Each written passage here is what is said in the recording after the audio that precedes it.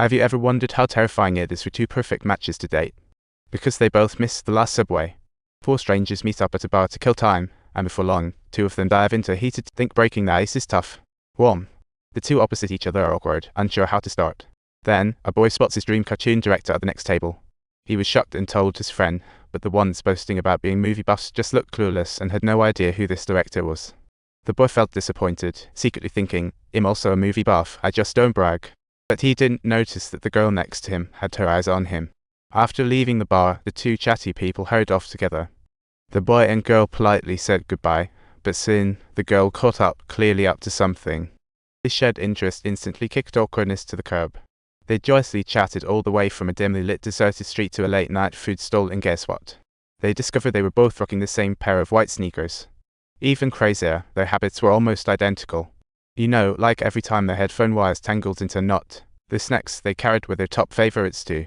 Oh, and let's not forget they both used movie tickets as bookmarks, always thinking, why not just go back and watch the movie? Even more surprisingly, they both missed the same mummy exhibition. They went from facing each other to strolling side by side, happily sharing intriguing photos from each other's phones. Ideas popping in their minds were cheesy brilliant, perfectly spicing up their endless dialogues, and before they knew it, they moved from snack stalls to KTV. Who'd have guessed their favorite songs were the same? They also found shared questions. Everyone knows rock, paper, scissors. Why does cloth always win when stone can crush it? The city night seemed short as they walked down streets together. Excited, they hopped on the first subway train, and to dodge a downpour, the girl followed the boy back to a cozy place, gazing at his. The girl's eyes sparkled with awe as the rain outside sounded like a thunderstorm. The two young hearts inside the room kept inching closer, like tiny monsters finding their similarities in a crowd, cautiously extending their feelers in excitement. After exchanging a few codes, their minds clicked. Soon, they met often, forming a frequent meeting tacit understanding. They dashed from one end of the city to the other. Crowded buses were no longer torture, and those subway pipes they normally passed suddenly felt surreal.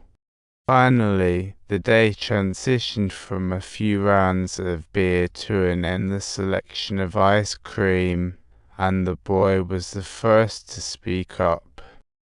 In this bustling and noisy city, a romance as vibrant and beautiful as a bouquet of flowers quietly began to unfold.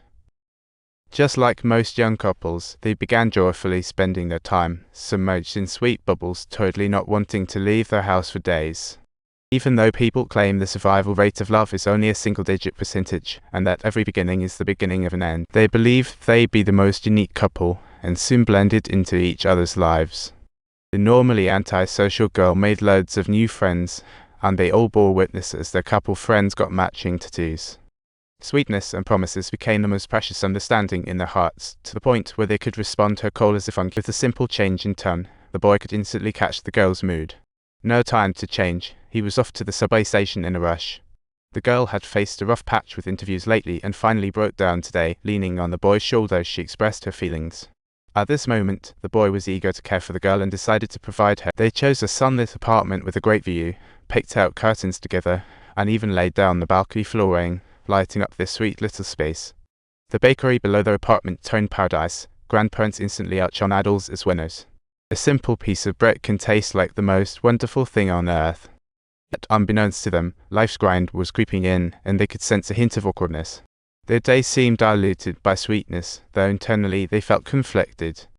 A piece of bread allowed the girl to taste life's beauty, and she found a job at an ice cream shop. The boy worked hard painting illustrations at home and sold each for 1,000 yen. Their future began to unfold in their hearts, and soon their first Christmas arrived. They burst into laughter because the gifts they prepared for each other matched again. During the downtime, they binge-watched the same manga, tearing up over the emotional storyline. The kitten they stumbled upon in the street was named Baron, and it became the third castle in their lovely home. As the saying goes, time passes unnoticed, and they entered their second year of romance. That year, they got to know each other's families, but parents couldn't fully bless the young couple's love, and the pressures of life started to grow in the back of their minds. Additionally, the boy noticed that his illustration income plummeted from 1,000 yen per piece to 1,000 yen for 3. So he thought it over and told the girl he decided to start searching for a job. Illustration was his dream, and head chased it another day. Finding a job became the most significant part of the second-year romance. Confidently, the boy waved goodbye to the girl as he charged toward the workplace. That year, the acclaimed director Shinkai Makoto, dubbed the second Miyazaki, released the movie Your Name, but they couldn't find time to hit the cinema right away. Interviews came one after another, resumes needed to be rushed overnight, and finally, as the year was about to wrap up, the girl landed her dream accounting job. The boy lagged behind in this new chapter.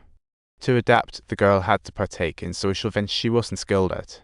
Luckily, the hard-working boy soon secured a job too.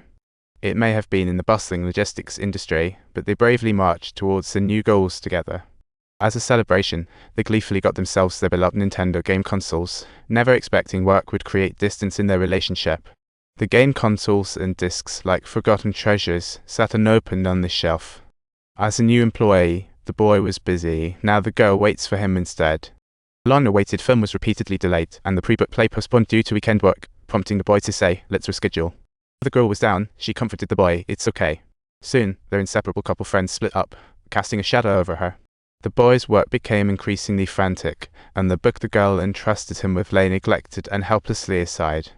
White sneakers were imperceptibly replaced by black dress shoes. The games once played together now leave the girl alone before the TV. Not in work, the boy put on headphones to block out game console sounds, isolating them in separate worlds unknowingly. If you enjoyed our story, don't forget to hit that subscribe button. We'll keep bringing you more fresh and funny content.